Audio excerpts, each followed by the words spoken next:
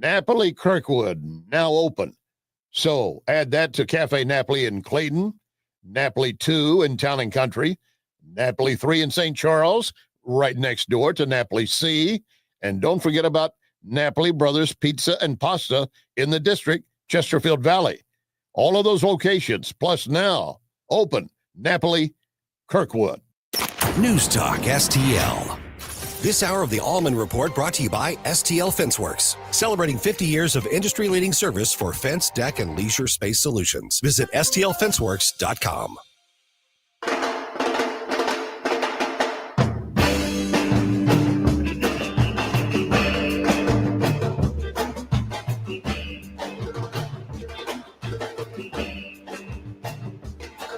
Give me land, lots of land under starry skies above.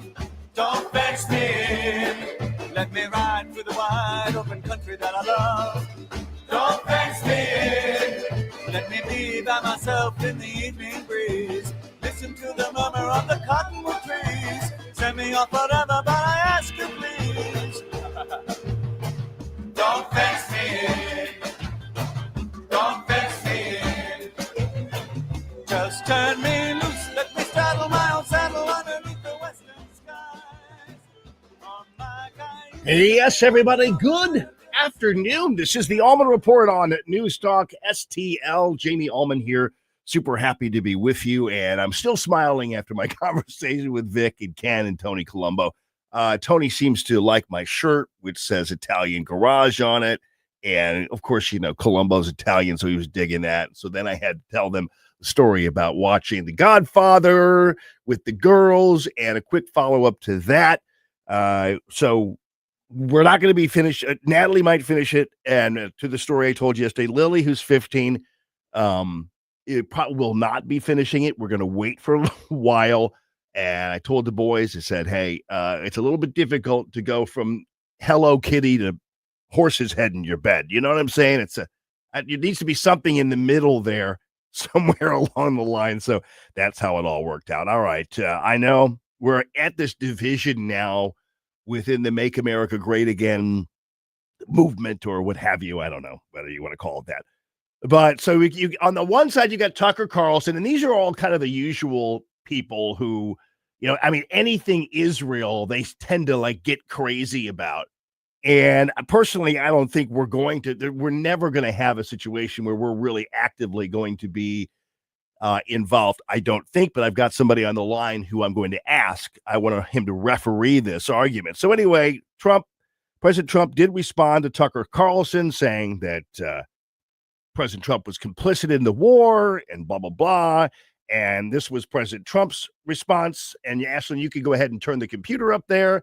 And this was President Trump's response. Tucker Carlson criticizing you, saying that you were complicit in the war. I don't know what Tucker Carlson is saying. Let him go get a television network and say it so that people listen. And quickly, that's President Trump dishing on Tucker Carlson. And, you know, this, and you all know, we know this from even the Elon Musk and the Trump argument.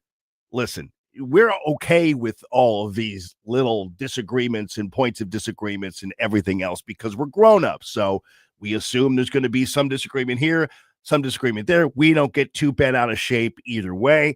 And then you have, of course, Lindsey Graham, who's never met a war that he didn't love and actually get all giddy. He looks like a 15-year-old boy when he's on television talking about war. He's like salivating. And he is getting to the point where I was like, well, we want boots on the ground. No nuclear weapon for Iran. They're a religious theocracy. They're built around an extreme version of Islam. They want to destroy Saudi Arabia and the Sunni branch of Islam. They want to kill all the Jews in Israel and come after us. That's what their whole country is built upon, a theocratic view that there's nobody else in the world but them when it comes to worshiping God. If they had a nuclear weapon, they would use it. Israel believes that. I believe that. So here's the task at hand. Be all in, President Trump, in helping Israel eliminate the nuclear threat. No. There aren't many people in America who support that. Many of us who voted for President Trump voted for peace and non-intervention. We're not isolationists and everything else. This can be handled, I think, the way President Trump is handling it right now. But let me call in referee, umpire, former Senator Jim Talent, who I haven't talked to in a while. It's actually been a month, man.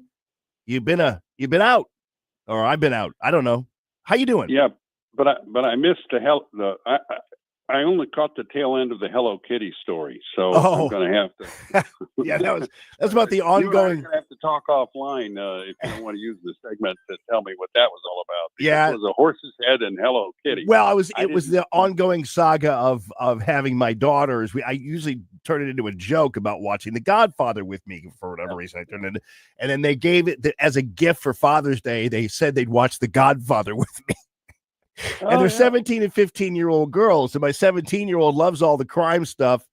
And so she was all into it. And my 15-year-old, not so much eventually as it went down the line. So she's a little. I've had that experience too, trying to get them to watch movies that I really liked. And I only had one success, and that was The Third Man. Oh. A late 1940s film that I really like. Oh. Jim. Yeah, it's smart when they figure out if they give you their time, they don't have to spend their money, right? So I can't believe you mentioned The Third Man, because my father, so I went to every 70s, 60s movie with my dad. But later on in life, my dad wanted to catch up on a few things like old movies. My dad loved The Third Man, the Orson Welles, and it is one of the only films that I know of that actually has a soundtrack that is done with a zither. Right. And it's Wells and Joseph Cotton. Yeah. I forget the woman's name. It was one of those actresses who only had a single name. Yeah. And it's brilliant. Graham Greene. It's brilliant and engaging, and highly recommended to your listeners. I can't believe that. That must be my dad post Father's Day reaching out to me through Jim Talent, because that was a great. I remember watching it with him, and he wanted me to watch it with him so much, and I really got all hooked on the zither too. It was great. Wow. And Orson Welles, of course, we ought to watch it together. You probably have a bigger screen than I do, so I'll go over to your place and we'll watch it together sometime. I love that film. I actually don't, and I'm not one. I don't have I love these people who have home theaters and stuff, but I don't have one of those. I have a black and white Zenith that I turn on. No, I'm just kidding, but we're close. Let me give you context, and then I'll address specifically the point you raised. Okay. So this is happening. There's a lot of secondary causes and a lot of really interesting tactical aspects of this, but it's happening basically for three reasons. Three things have come together at the same time.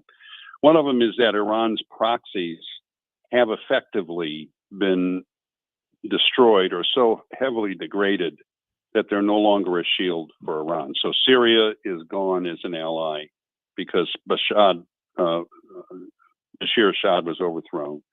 Hezbollah has been degraded. Remember the beeper incident and all that. They've been degraded to the point where they sent the Iranians an email saying, we're not going to help in this. Hamas has been destroyed as a fighting force. And the Houthis, because of what President Trump ordered earlier in the year, have lost like 2/3 of their missiles. They're still a threat. So Iran is extremely vulnerable. A lot of their air defenses are now totally gone. I'll get to that in just a second. The second thing, though, is that Israel has shown itself, particularly in the last 7-8 months, as very highly capable of conducting precise intelligence/military operations. People are going to be studying this for a long time. They are the kind of ally that we want. They don't just share burdens, they own burdens. So all they really need from us is cover in the international community, supplies, intelligence, and some specific military capabilities that they don't have. Yeah. Okay. So this is not them asking us to do the job for them. It's to the contrary. And then the third thing is history has raised up two extremely capable, tough leaders in Israel and the United States who happen to share a long-standing core belief that allowing Iran to get a nuclear weapon would be a tremendous security threat to their respective countries. You know, you've seen the clips. Trump's been saying this since well before he even thought about running for president. I saw a clip from 2011, and of course, Netanyahu's devoted 30 years of his life to preventing Iran from getting a nuclear weapon. So all this has come together to produce this Israeli attack, which Trump greenlighted. They would not have done it if he hadn't opposed it, after trying for 2 months to get the Iranians to be serious.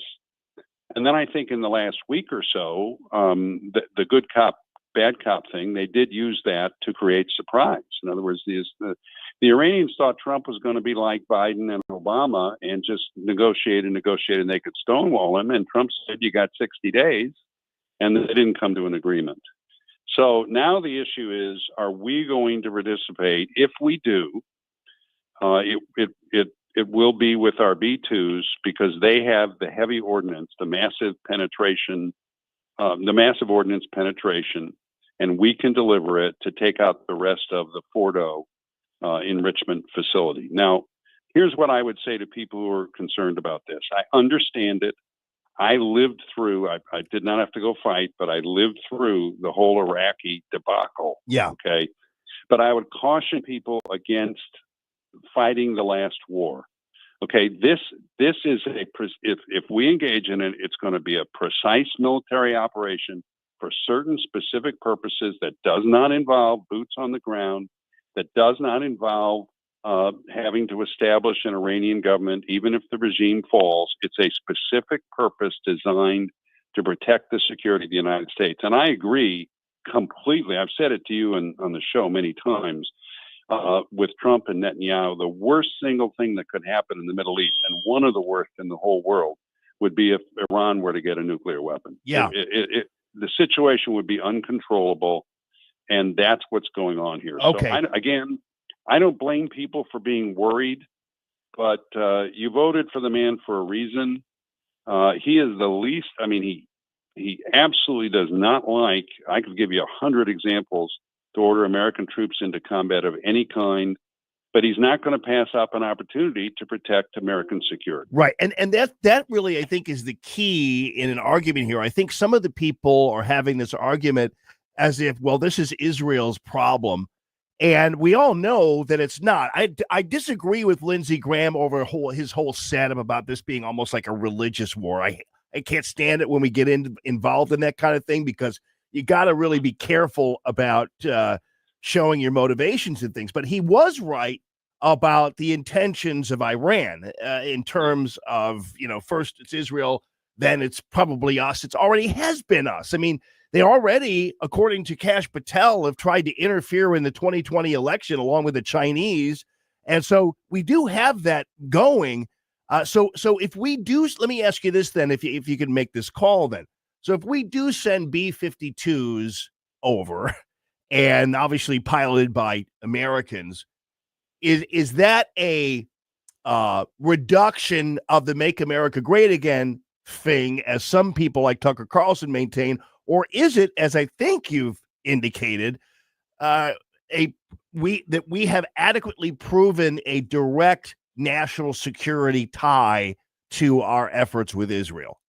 Well, there's no question, in my opinion, that it's the latter. And remember, Trump insisted on diplomacy for 2 months. A couple of things on that. In the first place, precision air attacks in what the military calls an uncompetitive environment. In other words, they do not have air defenses. They have not shot down a single Israeli aircraft. The risk to our people is very, very, very low. I mean, anything can happen, right? You can have an accident on board the aircraft, but we're not going to lose guys because of this. The immediate threat will be taken care of. And you have to, if you want to understand what Trump's doing, you have to link this up with things like his trip to the Middle East, where he toured the Gulf states. Remember what he said there, Jamie? He said, look, your interaction with us has been one where we have been interfering in your domestic affairs. We have been launching these wars of intervention. He said, we're not going to do that anymore. What we want is to establish partnerships with you that enhance your economic growth, that help us. He was seeking investment in the United States, and that create the possibility for greater harmony and peace in the Middle East. And and defanging Iran, maybe even the regime falls as a result of this, is a key aspect of that. So Trump sees this as not only removing the immediate threat, but also creating conditions where there won't be anywhere near as much fighting or instability in the future. And therefore, we won't need to be involved as much in the military way. There's no question in my mind that that's how he sees it. And then I'll just say this, because I've been saying this for 2 months. Look, you can pick at this statement Trump's made or this statement Trump made. I could do that too. But I've always said to people, the man has earned the right to be given some running room. At the very least, let's see how it plays out. I mean, again, I could give you so many examples where he has protected our security without getting us involved in conflict. And there are times I've written columns in support of him for that. So we elected him for a reason. I think the fate of the Middle East and American security was greatly enhanced on November 6th. I mean, if Kamala Harris was in power. So I support this fully. I just would encourage people who are concerned about it to have a little bit of faith here. Well, I'm encouraged by your refereeing here, because I really honestly think, and this happens a lot, especially in some of the so-called conservative commentariat, where President Trump makes a move and they're always looking for ways that they can somehow poke at him for betraying the movement or whatever. And as you pointed out, I think it's interesting how there's very little acknowledgement of the diplomacy that he's been undergoing for the last 2 months, and so, they forget, they suddenly skip right to the breaking news on Fox News and don't really realize that, he's worked very hard in delivering on the promise of looking for peace first. But at some point, you can't just keep doing it and then suddenly it's a suicide pact. That's not what this is all about. And Trump understands nobody will believe your promises if you don't carry out your threats. And he said, you got 60 days, over and over again. He said, you can't have a nuclear weapon. He's been saying it for, again, the oldest clip I saw is 15 years old. He's been saying it forever. And he said, we can break it down the easy way, the peaceful way. That's what I much prefer. And I absolutely believe it. I have come in the second term to believe that Trump abhors the waste and cost of war on a very personal level, and which is a good thing. Okay. I mean, I think he wants to end the war in Ukraine for a lot of reasons having to do with our interests and our security, but also because he just hates all his death. Just listen to him sometime talking about it. But he understands that we're going to have a much, much greater risk of, look, if they get a nuclear weapon. Now, here's where I agree with you largely about Lindsay, but here's where the religious element is important. Okay. And here's how I explain to people. So one rogue regime already has a nuclear weapon. That's North Korea. Now, fortunately, North Korea is surrounded by stable governments that don't want them to use the weapon, to include the Chinese. I mean, the last thing in the world the Chinese want to see is a nuclear war on the Korean Peninsula. Okay, so they're constrained, and Kim Jong Un, because he's an atheist communist. People who have no vision of the next world are always attached to this one, right? So deterrence works with him, but there's a lot of people in the Iranian leadership who have this eschatological vision of martyrdom. Oh yeah, and deterrence. The threat of a retaliation using nuclear weapons may not be as effective as them. We could also get a nuclear cascade where the Saudis feel like they have to get one. And these are not that stable a regime. They don't have established launch protocols. You could get an accidental. I mean, there are people who've game theory this out, and it's a multipolar nuclear Middle East is a very dangerous thing. And now I think we're building the Golden Dome. We have a rudimentary missile defense now, but I don't want to count on our security based on being able to shoot down some ballistic missile some nut in Iran shoots at us, and neither does President Trump. So, well, and they definitely, the Iran definitely, martyrdom's a thing. That's why they don't have any bomb shelters over there. Right. That's exactly right. Zero bomb shelters in Iran for the people of Iran. So there is that danger. Now, I personally believe that a lot of these people say that, but they're going to protect themselves. But still, that element is there. And whenever you make Trump understands this. There is no foreign policy decision without risk. The question is what risk you want to accept. So there are risks associated with getting involved in a war, but in this case, accepting that risk is much better than accepting the risk of a nuclearized Iran. I did notice that President Trump told the G7 to suck a rock when they wanted to have this pact where everybody just calm down pact. That hasn't worked before. But I do want to ask you, because you talked about his trip to the Middle East. So a lot of people are asking, and I think especially some people in the younger generation, since we are all kind of I wouldn't call myself younger generation, but you know what I mean? We're all kind of like, okay, why are we the only ones who ever have to get involved in something? Why are we the only ones, for instance, mostly funding the Ukraine war? And where, in this case, are the Arab countries? I noticed that they're not talking a whole lot, but why wouldn't it be the job mostly of the Arab countries who don't have any affinity for Iran to actually police technically one of their own? Because I would think they would have just as much of an interest in calming things down, right? Well, and Trump is trying very hard to get them to take responsibility for Gaza, which they would be capable of doing. In other words, all these Palestinians in Gaza, he said a number of times, and he's right, why don't we just relocate them? That's typically what we do with refugees. But the Gulf states, UAE, the Saudis, et cetera, they don't have the capabilities to carry out or really even contribute to an operation like this. They just don't. And they're not going to have it either. Now, again, the Israelis, they do. And this is I've said this a number of times since they did the beeper thing last fall, and it became clear what their capabilities were, that this is what all our alliances ought to look like. Not just burden sharing, but burden ownership by the major powers who are on the scene, supported by the United States with certain capabilities that either it didn't make sense for them to develop, or frankly, we don't want them to develop. So, for example, there are very sophisticated cyber capabilities and others that I just assume we not give our allies. You know what I mean? Yeah. There are things that we ought to control. Obviously, we're going to control the nuclear buttons.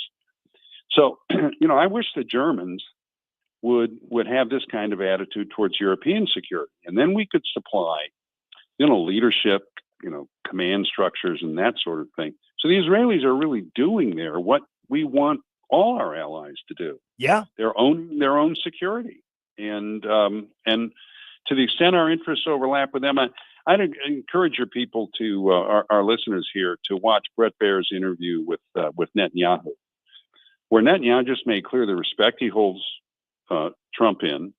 And he said, look, he's making decisions on behalf of the interests of his country, and so am I. And this is a situation where our interests overlap and we're working together. I mean, it's really as simple as that. Yeah, and I think people, it's odd because there are some people even who voted for President Trump who now think that President Trump should have gone along with the G7 guys. Yeah, do what France and Germany want to do, right. And that is tell everybody to calm down and sign a peace accord after President Trump's worked his butt off alone trying to get one. And so that's not make America great again either, making the G7 great again. No, we're not going to the UN to protect our people. I mean, no. We're not going to the International Criminal Court. This stuff is not, we're not letting the World Health Organization dictate our policy for making America health great again. We're doing those things on our own, and we're doing it with countries that share common interests. So, I mean, his Middle Eastern trip was a direct pitch to the Saudis in particular, and saying, look, because this guy runs Saudi Arabia now, MBS, Mohammed bin Salman, he wants to economically develop the country. He wants it to modernize, and that's the kind of guy Trump can deal with. And he's saying, look, we can do that. We have to have peace. I think he said that in response to, I don't forget, it was Tucker, one of his critics. Yeah. He said, I want peace in the Middle East. There's no peace if they get a nuclear weapon. Yeah. He has grasped frankly, it's blindingly obvious that that cannot happen. And they were racing to get it. And we can go into why now in particular, but I think it's because they understood how vulnerable they were and they wanted to get the nuclear weapon so they could, protect the regime. And we just couldn't let them do it. Yeah. I think this is a necessary action. I think the Israelis have done a great job with it. I don't know whether we're going to use our B-52s. I mean, Trump likes to maintain ambiguity. He likes to keep people guessing. I don't know what he's going to do. It does look like the last 48 hours that we may be moving in that direction. Yeah, we will see. Well, Jim Talent, thank you so much for. It's interesting. We haven't really heard much from, and I wouldn't imagine we would, from the normal, average, everyday Persian population of Iran. But I think it's relatively clear that they want these guys out of there. This is a situation where you mentioned the Arab countries. Saudi Arabia put out one statement saying the Israelis shouldn't do that. Everybody says, and I've experienced this in other contexts, behind the scenes, they're cheering the Israelis on. You can find, if you go on social media, so many people in Iran. This regime is very, very unpopular in Iran. And the Israelis have really tried to avoid hitting civilians. It's Trump who said, Tehran better evacuate, and they're evacuating now. So I think we got a lot of support in the region for this. And again, I would just say to people, normally I'm talking to people on the other side of this, the neocons who think Trump is not going to be strong enough. And I think give the guy some running room, see what results he produces. And I'd urge the same thing to those who are worried about this. Yeah, I agree. All right, Jimmy. Listen, thanks so much for your time. I know you have a busy day, but appreciate you taking the time out. Always love talking to you and catching up. And let's get to that third man someday. Yeah, I love that movie. I've seen it 10 times. I could see it another time. Let's drink a whole bottle of something. Just watch it. Okay. All right, my man. All right. Bye-bye. Take care. That's Jim Talent. Yeah, I mean, and that's the thing. I mean, I got to tell you, sometimes I like Joe's question about whether or not there's kind of an age divide in terms of how excited everybody is about what's going on here. And I do think the younger people, I think when the way Jim explains it, if you're a younger person who doesn't want intervention, I think he has adequately detailed the fact that we're not really intervening, even if we use the B-52s, because we're not having boots on the ground. Yeah, we're moving some stuff over, some Navy stuff over to the seas. I mean, I get it, but sometimes I think, like, I love Tucker, but sometimes I think there's this group of kind of CPAC Trumpers out there who are kind of like, they think it's cool to just be kind of like hall monitoring Trump all the time and catching him not being Make America Great Again. And it's kind of a turnoff, frankly, because it reminds me of the people who just don't have anything else to do but kind of like, try to set their lane for how cool they are as a conservative by not really taking in all the factors. And so, I just think this whole, well, there he goes. Yeah, betrayal of a Make America is a little bit, I don't think it's really intellectual, to tell you the truth. I'm not calling you dumb, but I'm just saying, what Jim, that's why I wanted to hear from Jim about this, so we could set the table for this is all about. Now, the Lindsey Graham thing, oh yeah, that's definitely not Make America Great Again. And again, I'm not really, I think one thing I know young people are done with is this whole idea from the Lindsey Graham crowd in the past, like they're Muslim, they're going to come, the Muslims, they believe in a different God than we do. It's like, okay, we don't want to get into the different God stuff. This really isn't about, this isn't a holy war. I think positioning it that way is going to, it is kind of one, because we get it. These guys are crazy Muslims and they want to kill the Jews and Christians. I understand that, but we don't really need to talk about it from that standpoint. And listen, I think the important part is that the Persian population, the Iranians over there, absolutely are wanting these guys out of there. I don't want to get into regime change. We've seen what happened there. I don't think we ought to be handling, do the John Bolton thing, which he's an ass and he wants to do that, move in there and arrange who's going to be there. Let the Persian people deal with it. And plus, it'd be nice to go back to an Iran where the Persians are all running around because the girls are pretty over there anyway, and it'll be more fun to be in the world with the Persians the way they ought to be, the way God built them. All right. This is the Allman Report on News Talk STL. You can feel free to call in if you want to. After that conversation, 314-912-1019. And you got to hear how the Democrats, I mean, you talk about how, of course, the Democrats invented slavery, basically, and the KKK. And when you hear them talk about how they're suffering because the illegals are being deported, it's unbelievable. You're going to love it. This is the Allman Report on News Talk STL.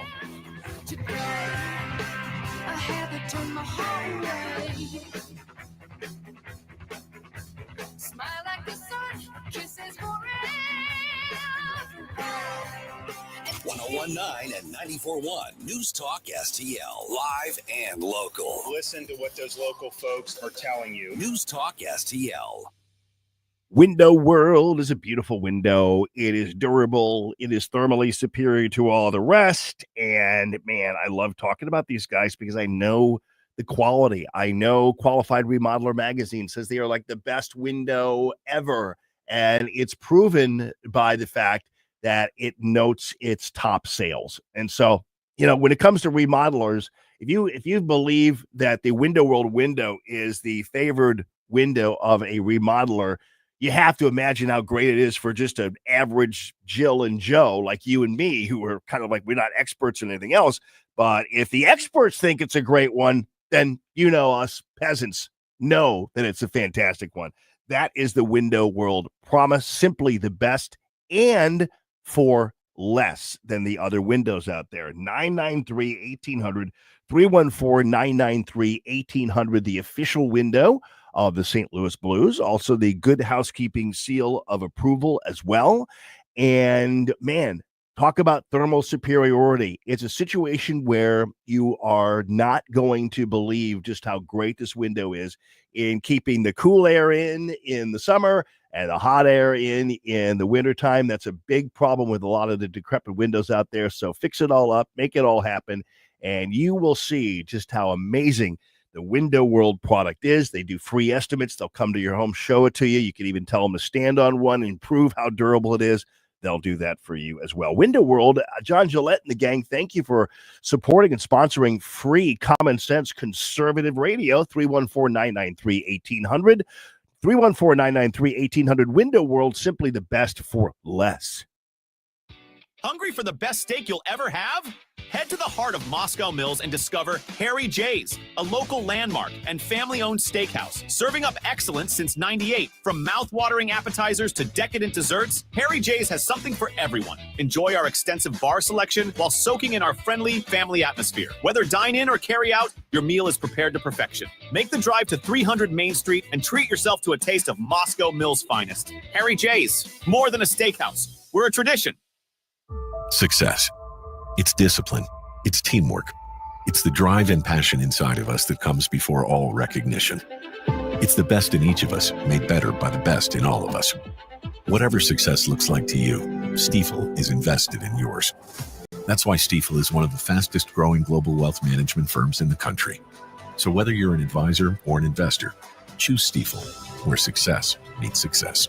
Stifel Nicholas & Company Incorporated, member SIPC and NYSE. Tim Jones here. Being a recovering lawyer, don't call me for your legal needs, but you should call Todd Sivia and the fine folks at Sivia Law. At Sivia Law, they'll help you through all of life's transitions, providing you with legal services in the areas of estate planning, elder law, special needs, real estate, personal injury, and much more. Locations across Western Illinois and Eastern Missouri, including right here in Creve Coeur and Wentzville. Call Sivia Law today for any and all of your legal needs. 833-995-WILL. CiviaLaw.com, CiviaLaw.com. News, analysis, opinion. Isn't it wonderful that we're keeping criminals out of our country? How the mayors in these sanctuary jurisdictions are dealing with it, that's interesting. Safety is our primary concern. 1019 and 94.1 News Talk STL.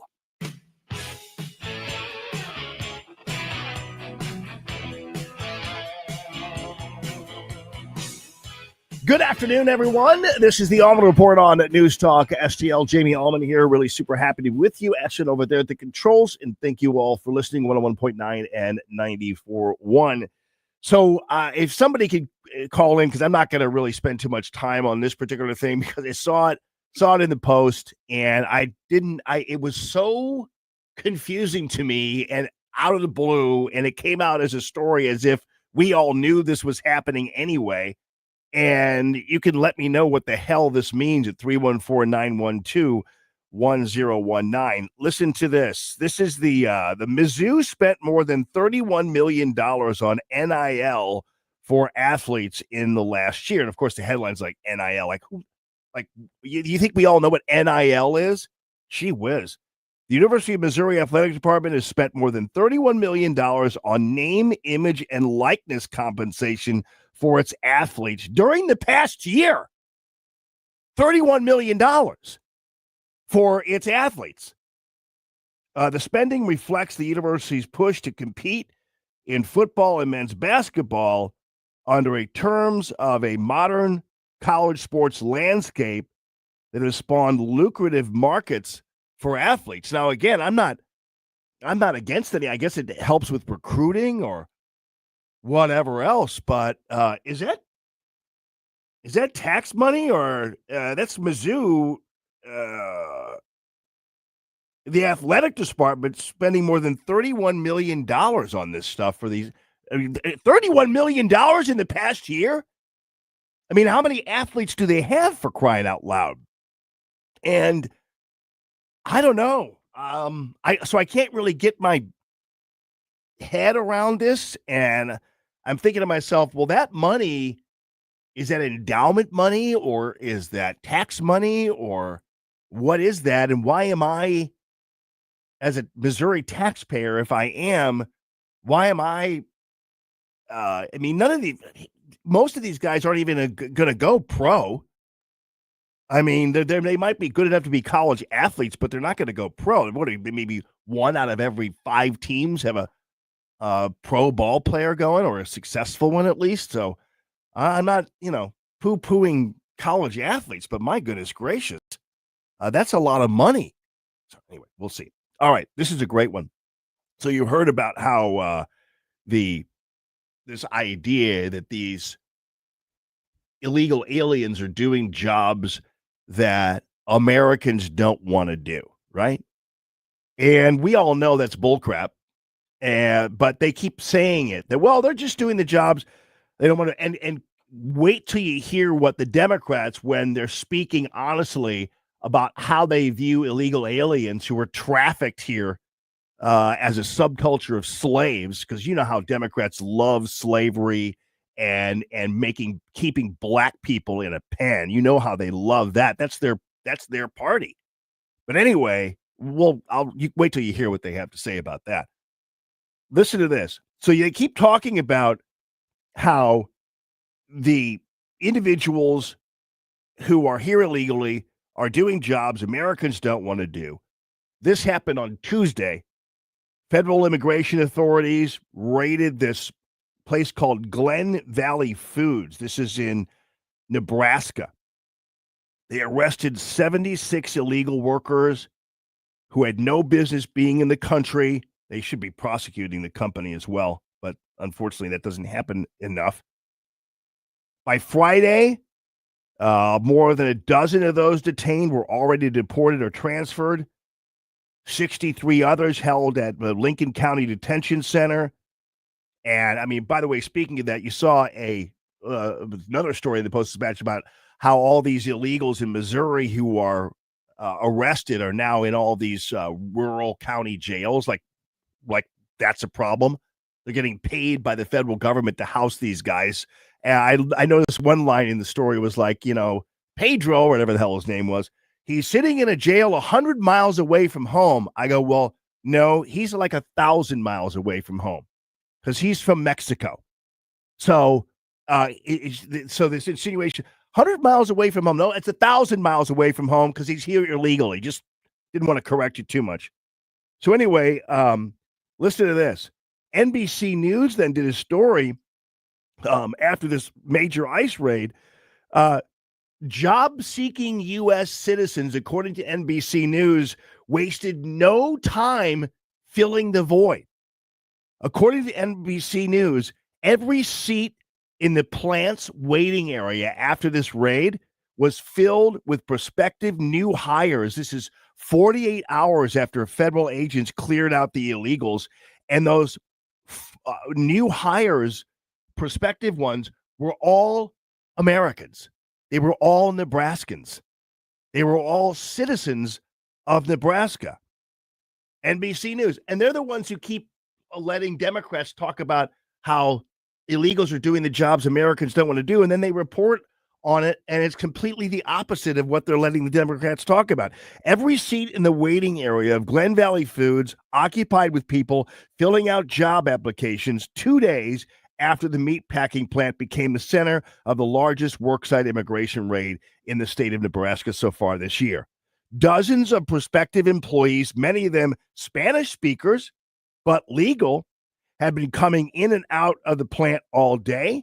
You know, these are people who are here legally. They're legal Americans. Some were hoping to land a new job. Others were coming in for training. And so suddenly the owner of Glen Valley Foods, who, I don't know why, it's okay.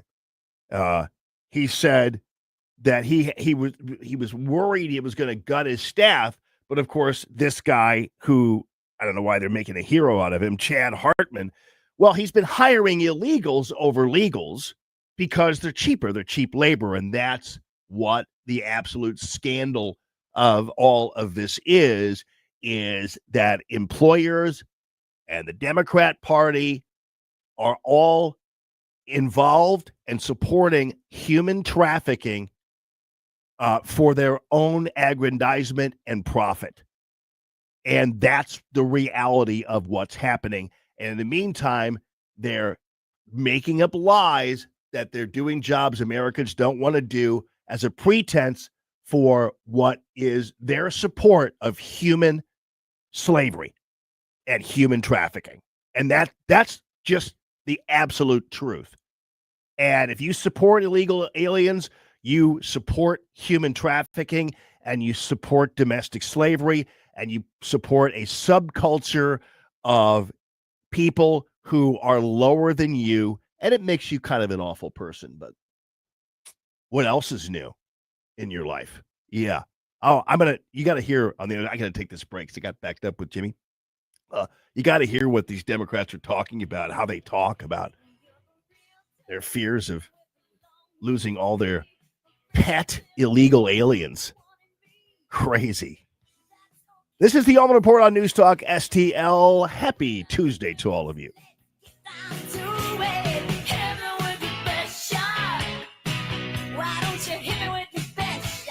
This is so stupid. St. Louis's. Okay, I'm hanging up on you now. Place to talk. News Talk STL. Joe Ogile, longtime supporter of free common sense conservative radio.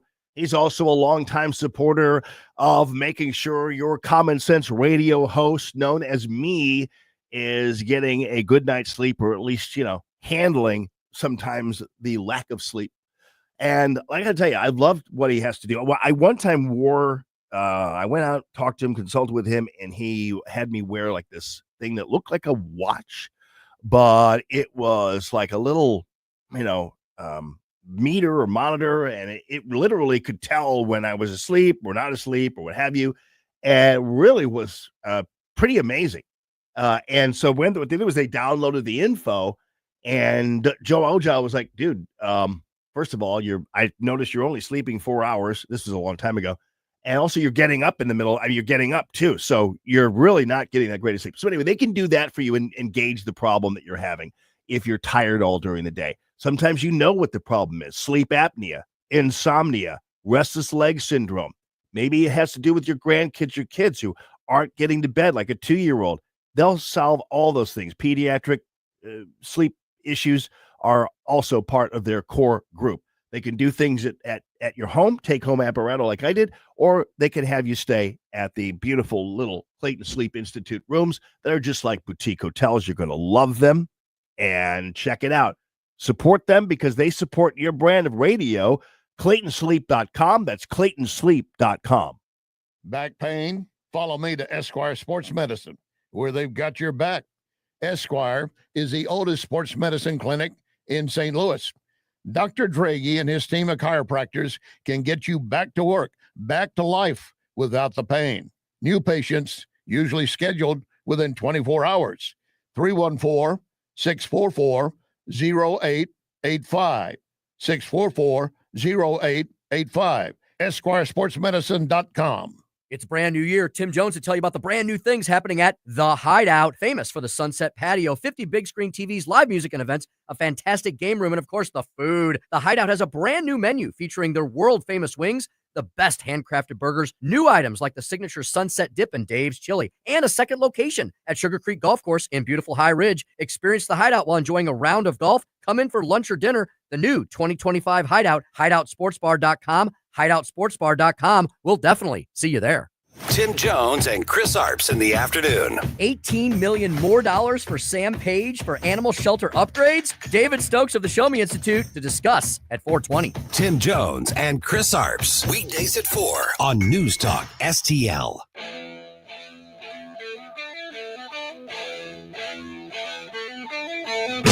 Good afternoon, everyone. This is the Allman Report on News Talk STL. You know, really, honestly, some liberals are really terrible people. I'm sorry. I don't try to judge people's souls and everything, but some people, they're really awful human beings.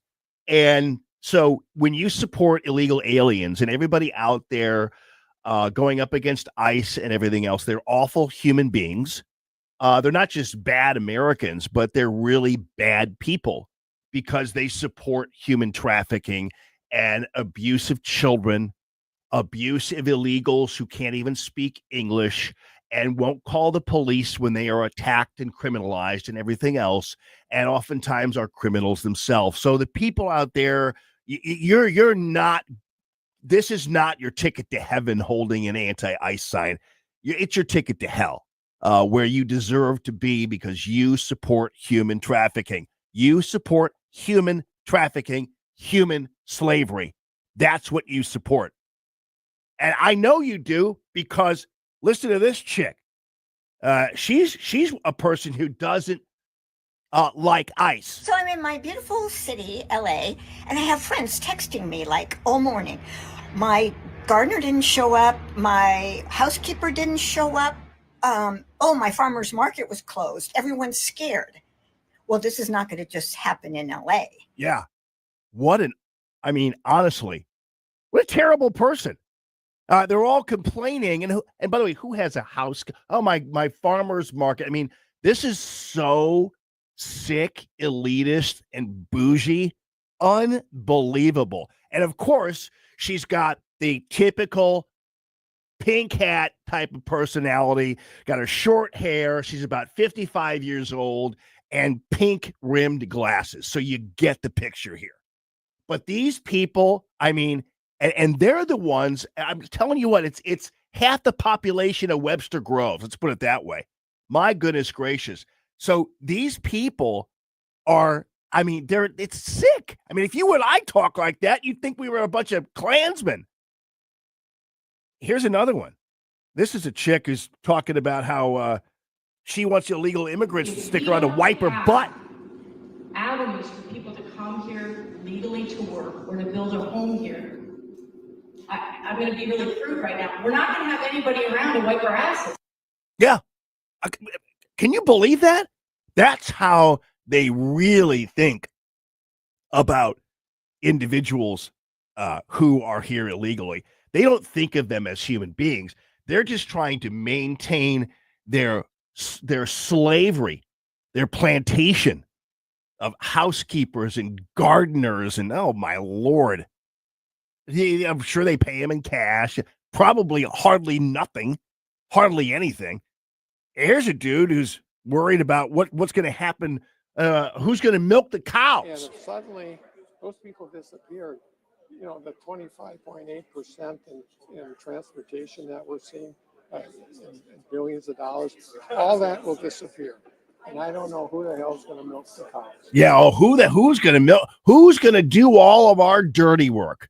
Well, as you saw with my story about Nebraska and the meat packing plant, there are plenty of Americans, once they raided the illegals and took them all out of there and are deporting them, the lobby was filled with Americans, legal Americans, even legal immigrants who wanted the jobs. So they're backing their desire for a slave class with lies.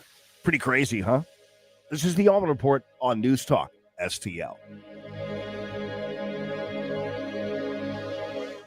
Hey, it's Vic Porcelli here with our great friend Chris Cooper from Serenity Wealth Management. Hi, Chris. How are you, Vic? I don't want to put anybody else down, but when you go up and visit you at Serenity Wealth, your place looks like home. So a lot of financial advisory offices, they have, the big mahogany desk or the big marble entryways and things like that. The stock market channel on the TV when you walk in the door, right? That doesn't really drive a good conversation. Good financial guidance and advice starts with a good conversation. People are nervous. People are afraid to talk about finances, right? And so you can see a little standoffish. Well, my objective is to try to have a good, casual conversation. By having those conversations about life, goals, objectives, it's what makes me understand what our financials are supposed to fund. So if somebody does want to have a good conversation, how do they do that? How do they find you? Our website is the best way to do that because you can get all the information you need to understand where we are, get a little bit more information, all that. SerenityWealthNow.com. Reach out to Chris and Stacy today at SerenityWealthNow.com. Investment advice offered through Fortis Capital Advisors, LLC.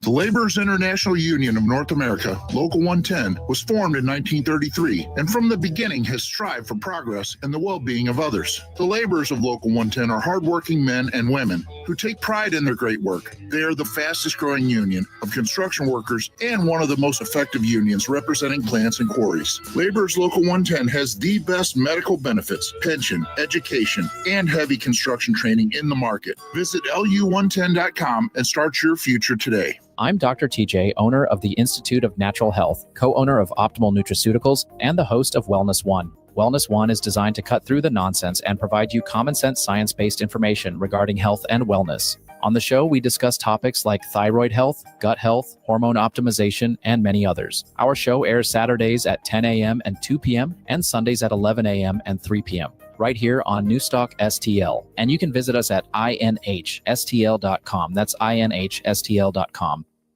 KLGY HD3 Clayton, K270BW Bellefonte, KNBS Bowling Green. This is News Talk STL at 1019, 94.1, and always streaming at newstalkstl.com.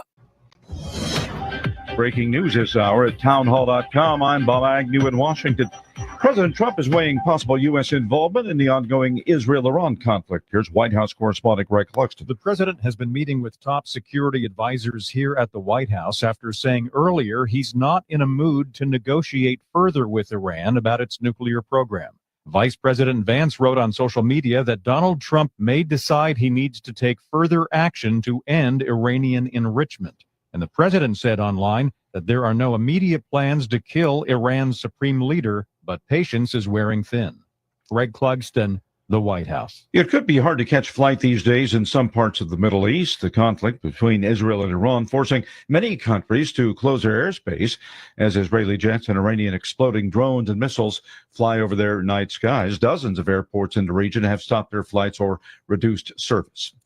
With the Senate hard at work tweaking that big, beautiful bill, economist and former Trump administration advisor Steve Moore says one of the biggest targets will be eliminating waste, fraud, and abuse from Medicaid. If you are able-bodied in a working age and you can be and should be working, you either have to have a job or you have to be looking for a job. And by the way, if that sounds radical, that's what Bill Clinton signed into the law, 25 years ago. More interviewed by the Salem Radio Network. A Georgia man now accused of targeting two Republican senators with threatening voicemail. 25-year-old Robert Davis Forney has been arraigned on 2 federal counts of communicating threats in interstate commerce. A grand jury indicted him last week. According to prosecutors, Forney called the office of Texas Senator Ted Cruz in January, leaving voicemails that threatened sexual violence against Cruz and his family. Forney allegedly left a similar threatening message for Nebraska Senator Deb Fischer the next day. Rich Thomason, Washington. You'll find more of these stories at townhall.com. Hey, everybody. Charlie Kirk here. As executive director of Turning Point USA, a national radio host, podcaster, husband, and father of two, my schedule is about as crazy as it can possibly get. 2 years ago, I made the decision to take control of my health, and I chose PhD Weight Loss and Nutrition because I needed a plan that fit my hectic lifestyle. I travel a lot, and my schedule changes every week, so I need something simple. They customized a plan for my body and my schedule, and I quickly lost 30 pounds. Now I have the energy and focus to get through my busy day. PhD will help you too. They won't let you fail. Just give them a call, schedule your weight loss consultation, and see if their program is right for you. Call 855-696-2020. That's 855-696-2020. The first 11 callers who mention the word healthy will get 2 weeks added to their weight loss package. Call 855-696-2020 and mention the word healthy, or visit them at myphdweightloss.com. That is myphdweightloss.com. It worked for me, and it can work for you. myphdweightloss.com. This hour of News Talk STL is brought to you by Stifel, serving investors for over 130 years. Contact your Stifel financial advisor at stifel.com. That's STIFEL.com. From the Michaels Flooring Outlet Weather Center. Hot and humid today. The high temperature about 91, but that heat index getting up to 94. And we are looking at maybe just a spot shower this afternoon, but very little rain anticipated today. Overnight lows tonight in the upper 60s. Tomorrow won't be as hot because there's rain moving in, and there's a chance that we could see some severe storms tomorrow afternoon with wind and hail, the primary threats. Tornadoes possible, but not likely. I'm KMOV First Alert meteorologist Kent Earhart. Getting new flooring can be exciting, or it can be a hassle. To make sure you have a great experience, use Michaels Flooring, like I did. Hi, it's Susie Moore, and Michaels Flooring has become my go-to for quality, variety, and an all-around great experience. They've been locally owned and operated for more than 30 years. Carpet, hardwood, laminate, ceramic tile, natural stone, luxury vinyl, it doesn't matter. Michaels Flooring is ready to help. 3 locations to pick from: St. Peter's, Darting Prairie, and Creve Coeur, or online at igotfloor.com. That's igotfloor.com.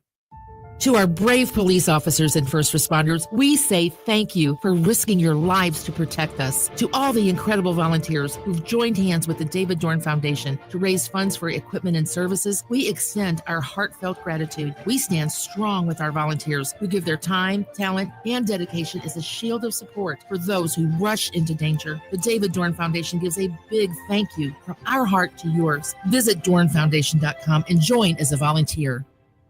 Another RX Watch, brought to you by Onder Law. Welcome back to RX Watch. This alert is disturbing. Right. A while back, we learned that companies like Johnson & Johnson use a mineral called talc in baby powder and other products. And studies show that talc, when used for feminine hygiene, can cause ovarian cancer. Now listen to this. RX Watch has learned that the talc they use is being mined in China. Right, and talc mined in China contains heavy metal contaminants like chromium and magnesium, which are known to cause cancer. But China doesn't care. So China gets the jobs and we get contaminated talc in our baby powder. And ovarian cancer. Right. With their specialized tests, the medical team at Onder Law can help you know if your ovarian cancer was caused by talc. Onder Law has helped women for years with free and confidential consultation. You need to call Onder Law's pharma attorneys at 1-800-RX-WATCH. Call Onder Law at 1-800-RX-WATCH. That's 1-800-RX-WATCH, or go to rxwatch.com. The choice of a lawyer is an important decision and should not be based solely upon advertisements. News Talk STL. Always streaming on your smart speaker, our mobile app, or newstalkstl.com. O'Fallon Family Floors. O'FallonFamilyFloors.com. Right there in beautiful O'Fallon off of Highway K. And Brian Amon and his group, man, they've got some really great people there. And I don't know whether you guys caught the video. A lot of you did.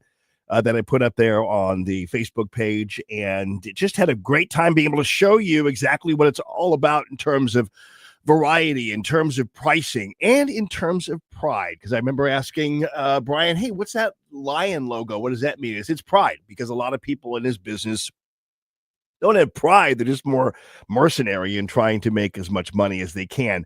Excellence in variety, excellence in quality, and excellence in installation are all what it's about, and excellence in pricing. He will save you money. I guarantee you, if you've gone to one of the bigger box stores or you're planning to, whatever, go ahead and price the difference if you want to. You'll not only see a better price, you'll also see much more variety. So don't get locked down with some of the other guys, even some of the medium flooring store. I mean, these guys are absolutely just not really being direct with you about what they can do.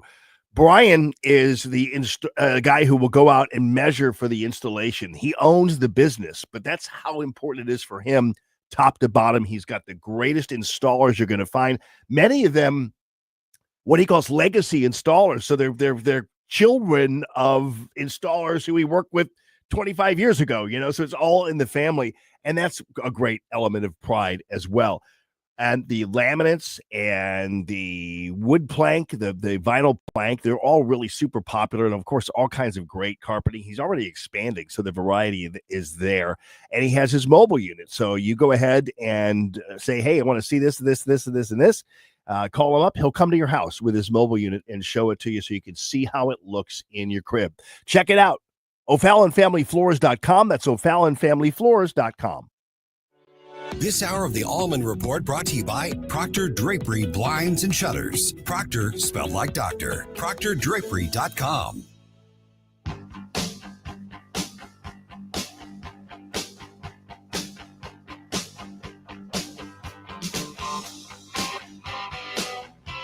Good afternoon, everyone. This is the Allman Report on News Talk STL. Jamie Allman here. Super happy to be with you. Ashlyn over there at the controls. And here's the thing, white liberals, there's more than just a reason to oppose them because of their really bad and really truly racist policies, but also because they make white people look bad.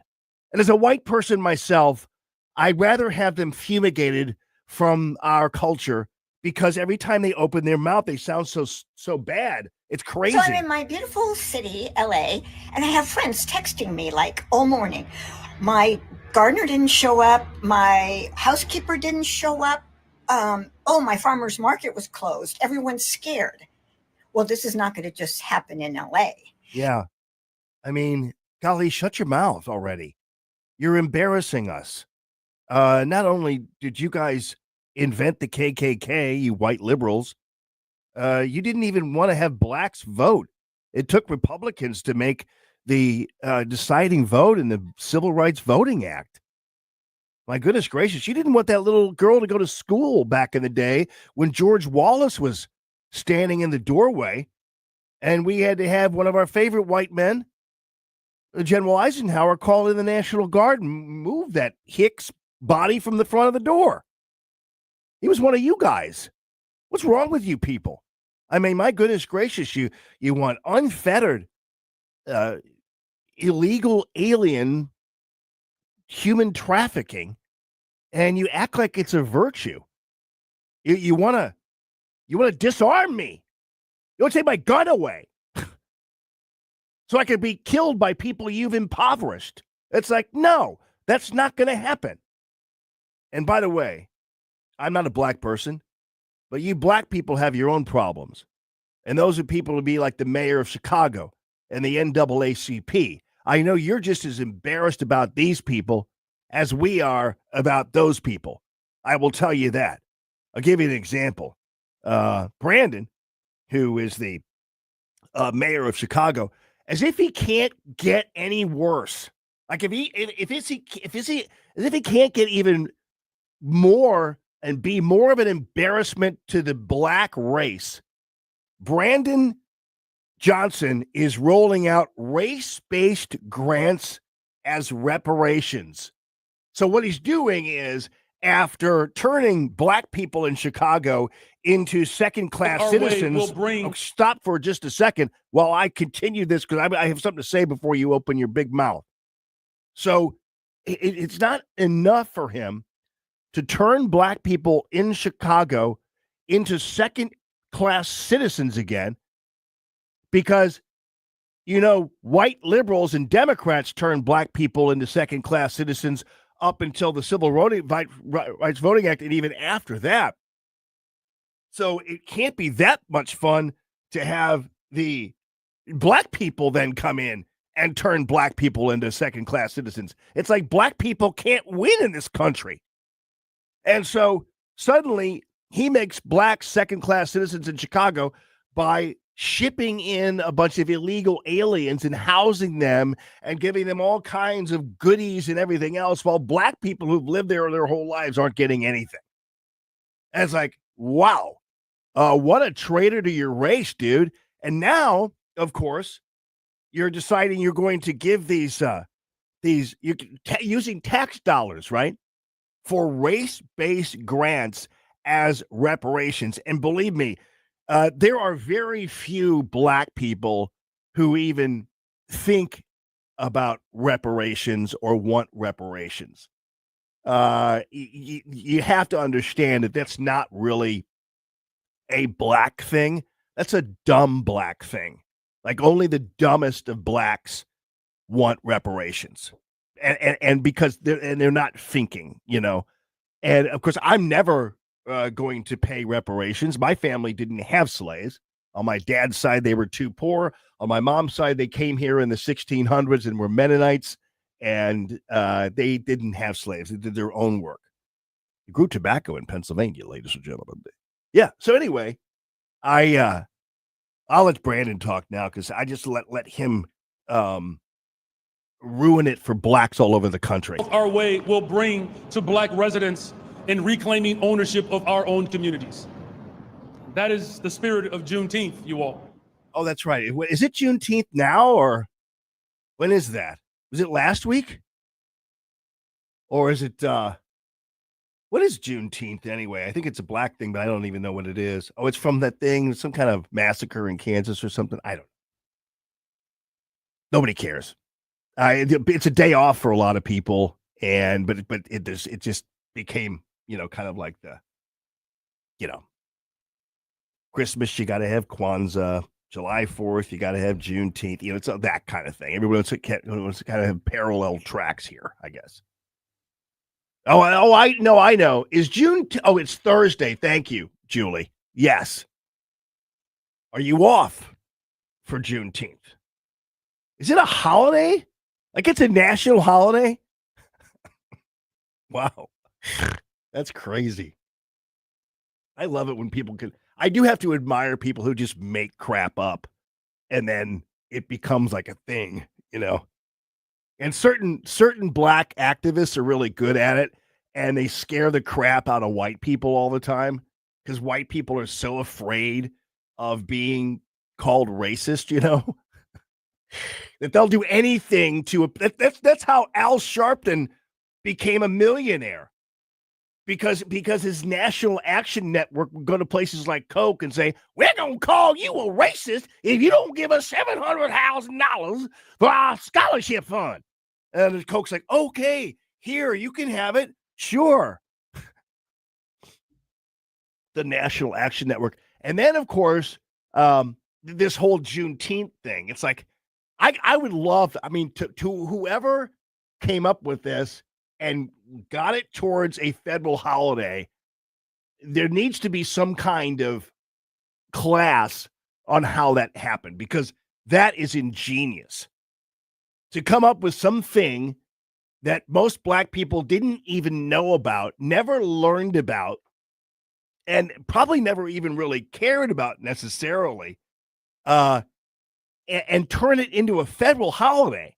Like, that's a thing. Like whoever did that needs to be in some kind of like marketing or business school class. It needs to be a whole class taught on how that racket made it into a federal holiday. That's amazing. Maybe somebody knows. I'm going to study that. That's going to be how I celebrate Juneteenth, is by finding out how it became the racket that it was. I'll report back to you tomorrow on that.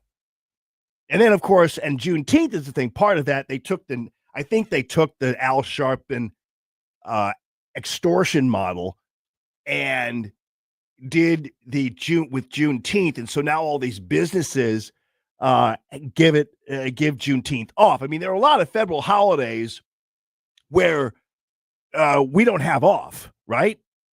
Right? I think so. But Juneteenth was like, yeah, if you don't let people off on Juneteenth, you're a racist and you don't care. And white people, okay, yes, everybody's off for Juneteenth, okay? And it's paid. We're gonna pay you. Oh, really? That's great. Yeah. So we're not racist. That's you gotta, that's your get out of racist jail card, is by complying with all these extortionists in the black community. And with Juneteenth, they make up the Hallmark card. Oh yeah, right, exactly. Hallmark card. Speaking of that, I have done this before. And this is kind of funny, but Phil, thanks for looking it up on Wikipedia, but none of that actually gets. We know what it is. It's a matter of how it became a federal holiday and how that racket started. But one of the things I do like to do, because I don't care, because I'm not a racist, so I don't really care whether you call me one or not. And I grew up with black people at school and whatever else. That doesn't make me not a racist. It just means that I don't really care. I'm not scared of black people, and black people aren't scared of me. And so sometimes I do like, every once in a while, to go to, when I go to the greeting card section, I go to the mahogany card section. Ashlyn, do you know what the mahogany card section is? It's a section in Walgreens where it's just cards for black people. And they have black people on the cards. And they call it the mahogany section. I'm not kidding you. I wonder if they still have that. But yeah, so every card, it's a section specifically for like black people cards. So, every kid or every mom or every dad, whatever, is black on the cards. Like, because let's face it, it is true though. And there's probably a desire for it, which is kind of cool. You notice that all the cards that are normal cards, whenever there's like, wedding, anniversary cards, it's always like white people on them. So I'm not surprised black people are like, yeah, I don't know. Buying a bunch of cards with white people for my loved one isn't really working out really well. Like that white couple standing on the beach when I want to wish my wife a happy anniversary isn't probably really great. So I don't really blame them. So they have now black people anniversary cards with black couples on them. It's a good idea. I wish I came up with it, So anyway, that would be, I would, a whole line of, I'm going to figure something else out maybe. All right, Brandon, go ahead. Our way will bring to black residents in reclaiming ownership of our own communities. That is the spirit of Juneteenth, you all. It is about reflecting. I'm sorry, that's y'all, not you all. On our past. Other cultures are taught to never forget. We need to be reminded as blacks here in Chicago and America, remembering our past and working towards a more just future. Investing in black is not a criminal act. Yeah. That's their typical way that liberals talk about spending government money, wealth transfer, and wealth redistribution. They call it investing. And I admire the idiot liberals for coming up with all of these euphemisms. And so, like for instance, when they talk about the Green Revolution, they call it climate. Just like back in the day when they were hosing us over healthcare, they called it health. Are you against health? It's like, no. Well, you must be, since you don't support Obamacare. It's like, no, that doesn't work there. Are you against climate? I'm like, no, I'm not against climate. Well, you must be because you don't support anti-global warming efforts. Like, no, I don't support anti-global warming absolutely places that you're going. And I also support climate. So I love the climate. I love it when it's warm. I love it when it's cold, medium, whatever. And in this one, he's talking about an investment. And man, isn't it easy when typical left-wing kooks steal your tax dollars, redistribute the tax dollars, and call it investment? Now that is amazing. I admire, but so many people I admire for all of their treachery and their detestability. Like, how do you got to really work at it to be that nasty.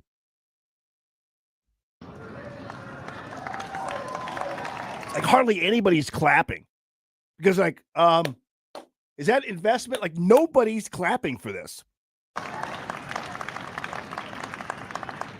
Sister Zakiya says she need a witness, so I'm gonna say it again.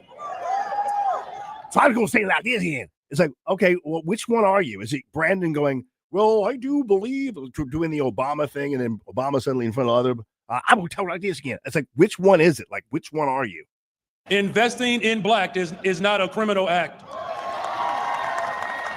Yeah, all right, Nipsey. I mean, seriously. These guys, I don't, and plus I don't really know why it always has to be that way. Like, you don't have to rhyme all the time. Yeah. All right.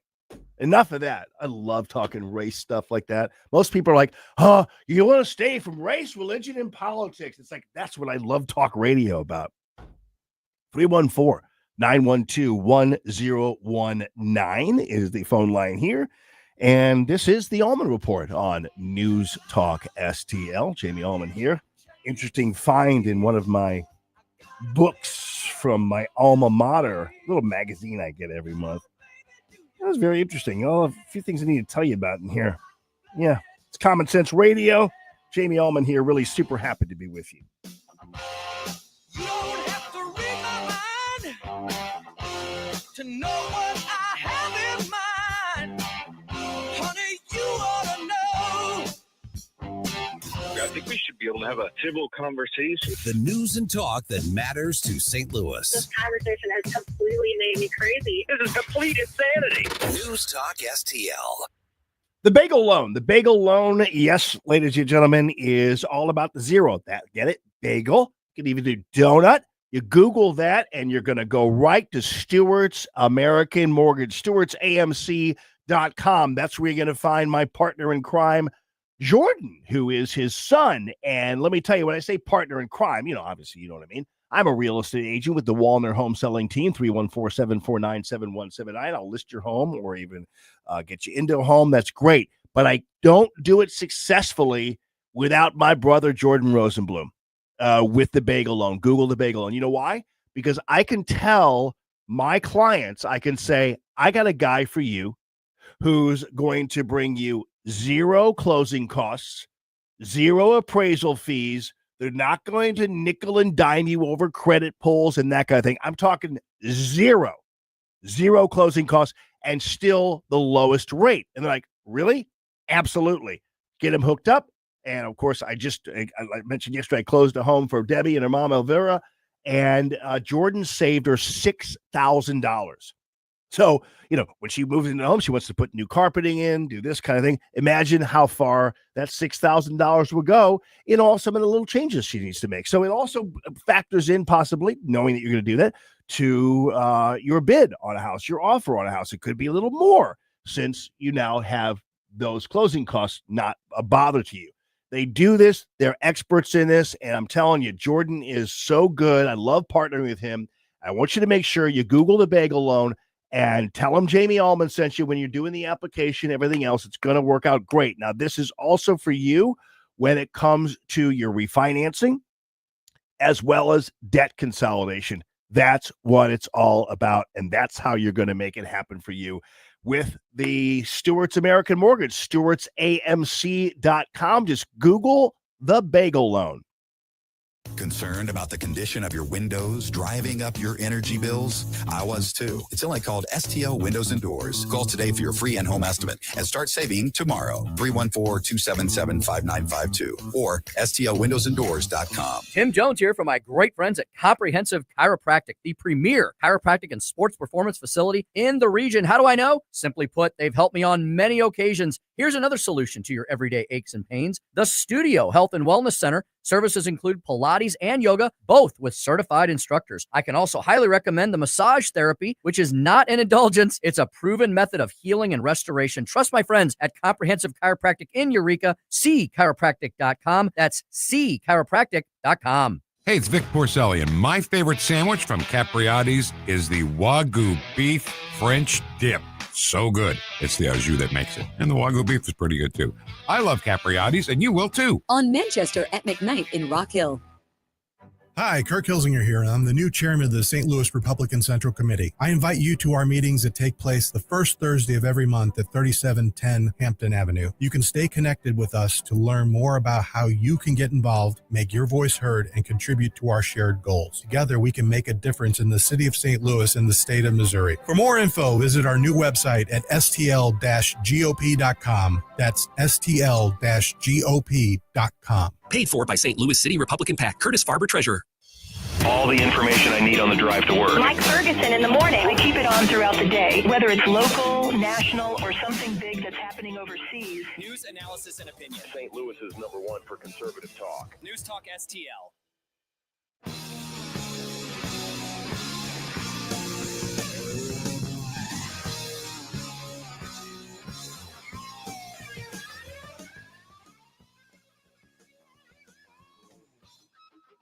Good afternoon, everyone. This is the Allman Report on News Talk STL. Jamie Allman here. Super happy to be with you, and a pleasure to be with you on this beautiful Tuesday. And ladies and gentlemen, so listen, you guys know I went to the University of Wisconsin at Madison.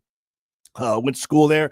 It was one of the only schools I got accepted to. That's why I went there, and it was cold as hell up there. Kind of like Wisconsin. I had a good time up there. My buddy and I, the late great Tom Cole, who I met because we were at the place called the Short Course Dorms. You see, because we didn't go get into the dorms. I didn't get into the dorms because I was youngest of six, and by the time college came around for me, my parents had been there, done that, and I was like on my own. So I basically just filled out my reservation card, sent it in, and I realized that I sent the reservation in but addressed it to myself. So 2 weeks later, I get the card back in the mail as to me, because I sent it to me, and therefore I missed out on reserving a dorm. Probably better. I don't know how I would have operated in a dorm. I have no idea. So then all of us misfits wound up at a place called the Short Course Dorms. And that's where everybody, for whatever reason, who didn't have a dorm room had to stay. And so were these, it was like ghetto, like little short course facility with a telephone in the lobby, payphone in the lobby. And that's pretty much what it was all about. That's where I met Tom Cole from Shaker Heights, Ohio. He and I at one point had an apartment together, and then we moved into a fraternity, the Teaks. So they were the engineering fraternity. They weren't very popular, and so they didn't have a lot of guys, and so they wound up wanting to rent their rooms out in their fraternity. So we didn't want to become members of the fraternity, even though we were more than happy to hit on their girls and drink their Wapatuli at their parties, but we never became members of the fraternity, and so we didn't, and we were kind of outcasts, but we still knew them and had fun. But there was always a little bit of a problem, and we did get into trouble one time because we had a machine. It was like a soda machine, but it had beer in it. So it was, it was like but it was like the bottled beer, but it was like a soda machine. The bottles in it, and of course the nose of the bottle sticking out. And so one time, we should have done this because it's stealing basically. We decided we were going to open, because we figured, well, if we just open the beer bottles, at least half of it will pour out into a glass. We won't buy the beer, but like half of it will pour out into the glass, and so that's what we did. We got into some trouble about that. Anyway, we had a fun time. A little cold up there, and usually it wouldn't get really warm until about July. up in Wisconsin, so it was a little bit much. So anyway, graduated from there, worked in radio, worked in television up there, and then came back home to St. Louis. So every month I get a magazine called On Wisconsin, which is a magazine, alumni magazine called On Wisconsin. And usually I don't really look at it. Sometimes I'll take a look at the, they give updates on, all the graduates. So you can see class notes, and so I go to the 80s, and that's where I can see what a failure I am. And so I could read about all the people and their being promoted to chief executive here and just finish their, new, just built a gigantic spaceship and all that stuff. So anyway, but one of the articles in here I thought was really cool because I'm really fascinated by that. Oh, Phil asked, was it liberal back then? Oh, hell yeah. In fact, I worked on the conservative newspaper called the Badger Herald. And so this was a pretty tightly conservative newspaper. I worked with them for a couple of years. And there was another one called the Daily Cardinal, and that was for all the commie, socialist, left-wing piglets who work there. And half the time we had our newspaper, we put them out, we publish on a Thursday. And most of the time, by the time the evening came out, boxes where we have our papers, they would just steal our papers. And so it was one of those things. And then the left-wing sickness and oppression and authoritarianism existed even back then. So instead of just simply publishing a paper that is better than ours and that has better ideas than ours, they decided they would just not let anybody read our papers. Sound familiar? That's how the liberal mindset works. They'd rather have only their voices, and conservative voices would be out. And so that even then, the young little left-wing piglets had it in them. I'm sure they all grew up to be the annoying people we have around us right now. So anyway, there wasn't a really good article in here, though. It's called All Hail the Fail. And you all know that I'm a big fan of, I'm fascinated by branding and marketing and all this kind of stuff. And it's a story about a guy who invented the Failure Museum, a personal collection of artifacts showcasing a wide range of failed companies, products, and ideas. And so he's got this place of course, that's the one problem, is some of the people who work at this operation and the magazine, unfortunately, don't know basic journalism. So I have to go where 5-10 paragraphs in to find out where the Failure Museum actually is. So it's like kind of like time, place, who, what, why, where. That's what the general thing is. So anyway, the Failure Museum, and I'm like, what products he looked at as being failures? And so one is the McDonald's pizza. I didn't even know McDonald's had pizza, but it was considered a failure. Heinz Easy Squirt jelly. Well, I don't know. I mean, there's still Easy Squirt jelly out there. Lawn darts would be an example of failure. Number 2 pencils. And then I start to read it. I'm thinking, well, I don't know. I mean, is the number 2 pencil really a failure? Or is it just kind of something that eventually was replaced with something else? So I'm not quite sure whether a number 2 pencil would be a failure. And then I saw it listed here, Blockbuster Video, as a failure. And I'm thinking to myself, well, wait a minute. I don't think that Blockbuster Video's problem was that it was a failure, right? Or do you guys, I mean, I guess it's how you define failure, because Blockbuster Video just simply became obsolete. it was replaced by CDs. I have this laser disc player that my sister gave me. You know what a laser disc player is? So it at the time it was like highfalutin people with money had a laser disc, and I guess that was the precursor to the digital movie or whatever. But the laser disc was like literally like a record, like an LP record that you would put into a laser disc player, and it would show up. It was just it replaced videos, and of course, yeah. I mean, so it's not like Blockbuster failed. I mean, back in the day when they were a video store, they were amazing.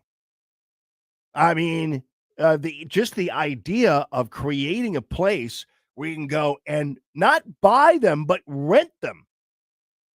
So you can go pick up a movie, rent it, and bring it back for like $2 or $3, whatever. And then eventually, though, things just kind of replace them. So I'm not quite sure that would be listed as a failure. So I'm kind of like, okay, I'm going through this. I'm not particularly interested in this, guys. The flip phone. Well, the flip phone wasn't a failure. The flip phone. Okay, I'm starting to like really have doubts about this failure museum. It's just like it's really the museum of obsolescence, right? Or am I? I mean, McDonald's pizza didn't work out. Okay, whatever. But the flip phone is, and by the way, lawn darts were not failures. People still talk about lawn darts. Like you go to some place on the internet, I bet you lawn darts will cost you a pretty penny on eBay. That's not a failure. And Phil's right. I always had to pay the rewind fee or late. I know I did too. Always had the late fee was the thing. Yeah, the Be Kind rewind. That's right. But anyway, the flip phone really is was simply replaced by other phones. It's kind of like, would we call the BlackBerry a failure, or just kind of like a passage in time where people started using different methods? I mean, I remember I had a BlackBerry, but I mean, but they're not really a failure as much as they are just like a transition to other things. So and I don't know.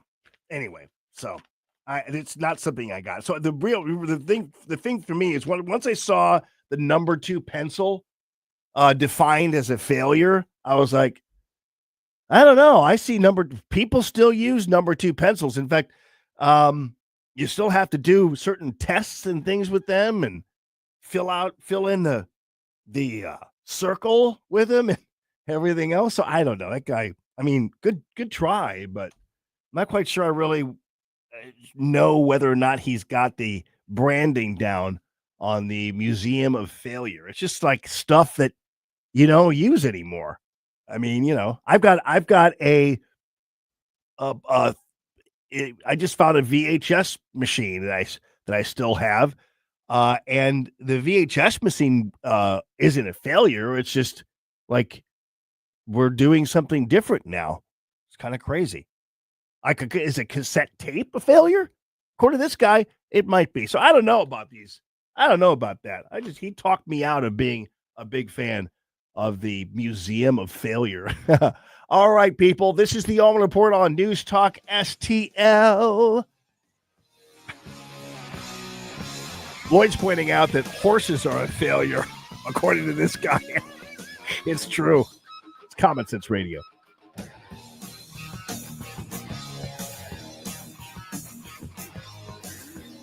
Whether at home or at work, you're mobile. So when you're mobile, stay mobile. Keep St. Louis's home for conservative talk with you wherever you go. Download the News Talk STL app in the App Store or at newstalkstl.com. Oh, ladies and gentlemen, I will tell you, Newsteader's Fine Jewelry is a fabulous place to be right there at Doherty Ferry in Big Bend, mainly because everybody there is so absolutely amazing. Diana is probably your go-to person there for anything regarding making sure you're getting the right price and getting well schooled on what's going on there. Ann is there, Jeff is there, and Richard Newstetter, who's fantastic, Jackie, Cindy, all the folks. God is welcome here, and so are you. That's the whole vibe there. So they love this country. They love God. They love giving you the best deals you're going to find in jewelry anywhere in the land. And the quality is beyond compare. They have the lab-grown diamond which is completely amazing. And it is just grown under controlled circumstances. It's not in a mine, but just as beautiful, in my opinion, even more beautiful. And of course, they have all the wedding and engagement sets that you could possibly want out of life there. They have the gemstones, the emeralds, and the rubies. Man, sometimes people forget the old school kind of stuff, the OG type of jewelry. And man, rubies and sapphires and opals, even. I mean, these are beautiful things that sometimes people forget about, but are now kind of really popular these days. So check it out right there on the web. It's wowdiamonds.com. Don't forget, they have a layaway program. They also have a wish list program. So if somebody goes in there, you want to go in there and say, hey, this is what I love. This is what I want. When somebody asks next time, you can say, hey, just go wish list. You'll find it. Boom. You're ready to go, ready to rock and roll with wowdiamonds.com. Newstetter's fine jewelry right there at Doherty Ferry and Big Bend. Proud sponsors of Free Common Sense Conservative Radio. Springtime in St. Louis means one thing. That's right. Golf is back, baby. Sugar Creek Golf Course is located in High Ridge, just 10 minutes from 270 and Gravois. To book your tee time or to learn more about the special event and banquet facilities, simply visit sugarcreekgolfcourse.com. Never paint again. This is Darren, owner of Rhino Shield. Want to eliminate painting your home, business, or church? Call the experts at Rhino Shield. Rhino Shield is a revolutionary ceramic wall coating to regular paint and vinyl. Perfect for aluminum, steel, unpainted brick, block, stucco, ephes, drive-it, cement board, and wood sidings. Rhino Shield eliminates wasting time and money painting year after year. Our ceramic coating deflects 90% of the sun's UV rays and 100% of the moisture. Our clients want affordable protection with the elimination of maintenance. Rhino Shield protects your biggest investment while maintaining your architectural features and gives you the curb appeal you deserve. Make your home great again by working with the Rhino Shield experts. A+ rated with the BBB. Call 877-25-RHINO, 877-25-RHINO, or 877-25rhino.com. See what we did there? Genius. Tell them, ladies. Go Rhino Shield. Never paint your house again. Rhino Shield. Success. It's discipline. It's teamwork. It's the drive and passion inside of us that comes before all recognition. It's the best in each of us, made better by the best in all of us. Whatever success looks like to you, Stifel is invested in yours. That's why Stifel is one of the fastest growing global wealth management firms in the country. So whether you're an advisor or an investor, choose Stifel, where success meets success. Stifel Nicholas and Company Incorporated, member SIPC and NYSE. On the next Larry Connors USA.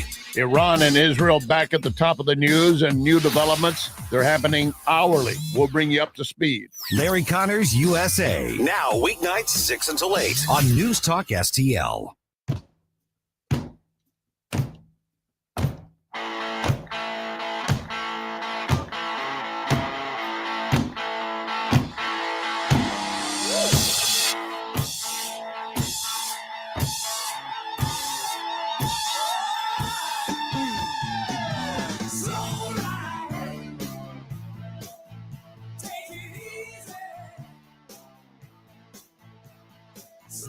Good afternoon, everyone. This is the Allman Report on News Talk STL. Jamie Allman here. Super happy to be with you. Thank you very much for joining us. And Julie wanted to add one more thing to the failure thing. Now that absolutely is a failure. She said clackers, and you remember those. They were like these little, like these glass. I think they were glass. I have no idea.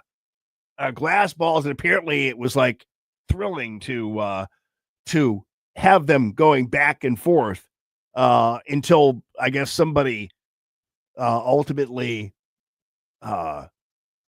did them too hard, and then they started breaking off and blinding people and everything else. And so, clackers would definitely definitely meet that example.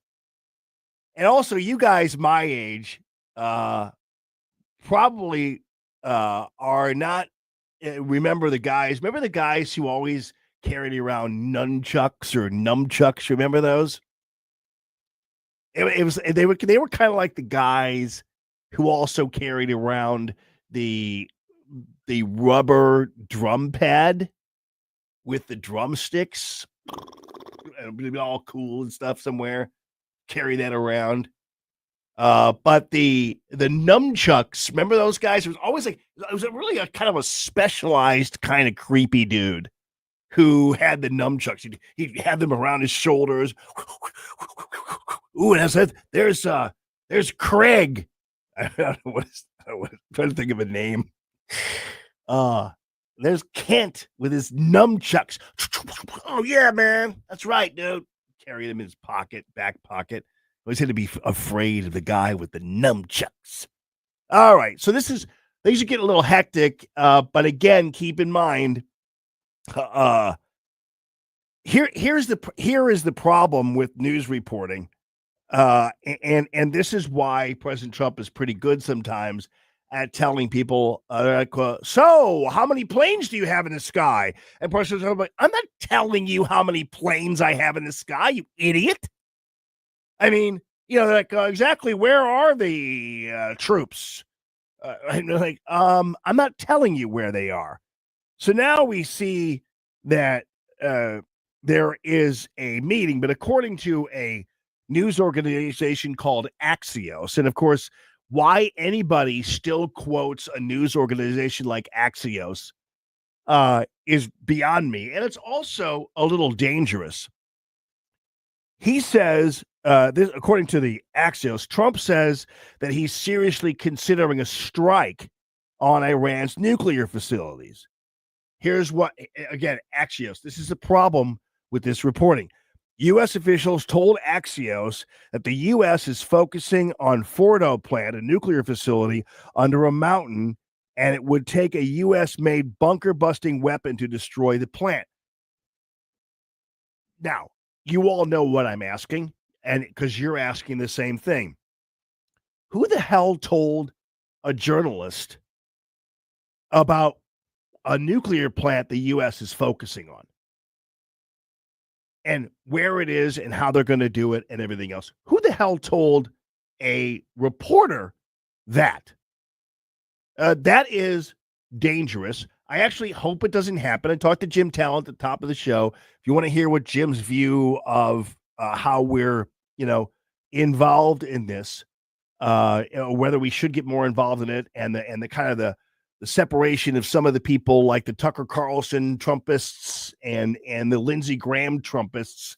There's a little bit of in between here. There is a national security interest that Jim Talent thinks has been put forth, but at the same time, it stops short of the U.S. direct involvement.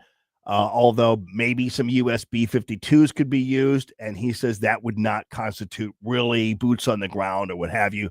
So we'll see how it goes. Either way, people who are trying to act like President Trump is going away from his Make America Great Again or America First agenda, I think are cheapening the conversation a little bit and jumping to conclusions here. And President Trump has spent the last 2 months trying to get a diplomatic deal, diplomacy, whatever. And so it's come to this. So he has tried, but America First isn't necessarily to the point where you are creating a liability and a security risk for your own country. At that point, if you can make the argument, you can. So, this is according to Axios. U.S. officials told Axios that the U.S. is focusing on Fordo plant, nuclear facility under a mountain that would take a U.S.-made bunker-busting weapon to destroy the plant. Okay. First of all, it's probably a lie. Axios probably is making this up. A U.S. official talking to Axios about this ought to be hung. Because they are betraying our military and putting our military in danger. And there could possibly be a chance that we could give Israel a bunker busting bomb. whether or not President Trump would be inclined to do it himself, ourselves, you know what I mean, is probably a little bit of a stretch. He is meeting with the national security team and everything else over this. He did tell the G Summit folks to suck a rock when they wanted to do one of their usual, hey, everybody just calm down type of things, because Iran isn't going to, and we ought to let Israel do its thing. And that's what we're doing. And so that doesn't constitute an involvement in the war.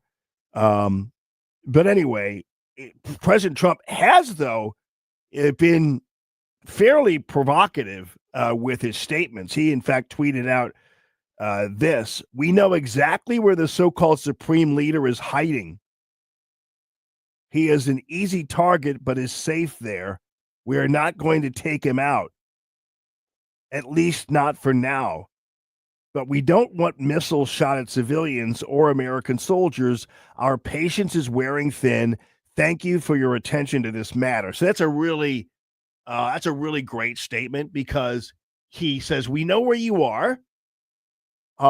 You're safe. You start shooting at civilians, we're going to kill you. That's pretty good little way. I like the way the president communicates.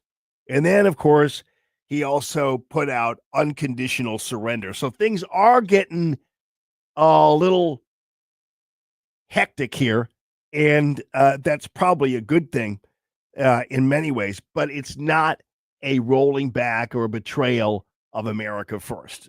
It's a much more complicated situation, and but I'm not denigrating you if you believe that it is, but I would give it a beat and consider all of the things. Now, again, boots on the ground is a totally different story, and we'll get to there when we get to there, if that happens, and then we'll have to look at what's going on in terms of that. So anyway, Tulsi Gabbard, if you might remember, testified in March that Iran wasn't building a nuclear weapon. And so, interestingly enough, President Trump was asked about that, and this was pretty interesting. His response. Mr. President, you've always said that you don't believe Iran should be able to have a nuclear weapon, but how close do you personally think that they were to getting one? Because Tulsi Gabbard testified in March that the intelligence community said Iran wasn't building a nuclear weapon. I don't care what she said. I think they were very close to having it. So he's like, I don't care what she said. They're pretty close to building a weapon. So anyway, and again, we as people who support the Trump administration and the Make America First agenda, we don't get too excited about this. I mean, you know what they're going to do, though, right? They're gonna do a Trump versus Tulsi Gabbard. I don't care what she says, and they're going to try to create another conflict with those two. And again, those of us who have our big girl and big boy pants on understand that there's going to be this going on. There are going to be disagreements with things and between people within the administration. There's going to be sometimes contradictions, and that's just how it goes right now. But the idea somehow that President Trump is betraying America first and getting us into a war in the Middle East and all this other nonsense just isn't bearing out and doesn't appear to be really in their plans. And again, I would urge you, if you missed the beginning part of the show, I would encourage you to go back and listen to Jim Talent, how he pieced it together. And again, so the Lindsey Grahams of the world who are saying, we need to get this the holy world war. They don't even believe in God. And all that stuff. It's like, okay, dude, shut up. Okay. We shouldn't be all in. And, and I don't trust Lindsey Graham. He's a warmongering war pig as far as I'm concerned. So I don't trust him. So that's not going to happen. But Tucker's position is also something I'm not supportive of. And that is that somehow President Trump is betraying the America First agenda. So I think a lot of us who kind of don't have a vested interest in either picking a lane and making ourselves a little more famous and and controversial or what have you.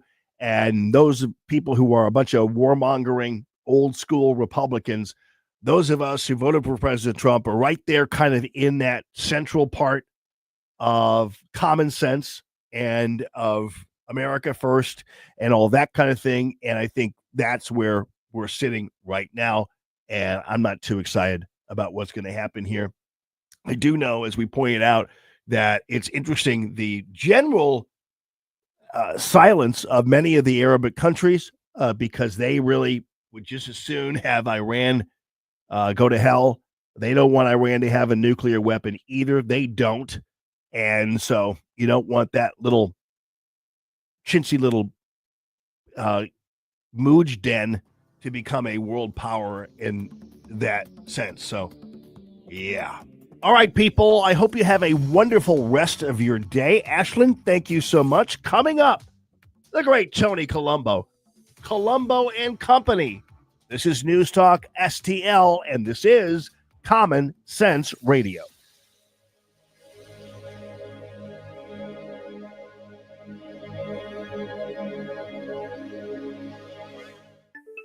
The Herzog Tomorrow Foundation provides private school tuition scholarships through Missouri's new Most Scholars program to cover the cost of accessible, high-quality schooling.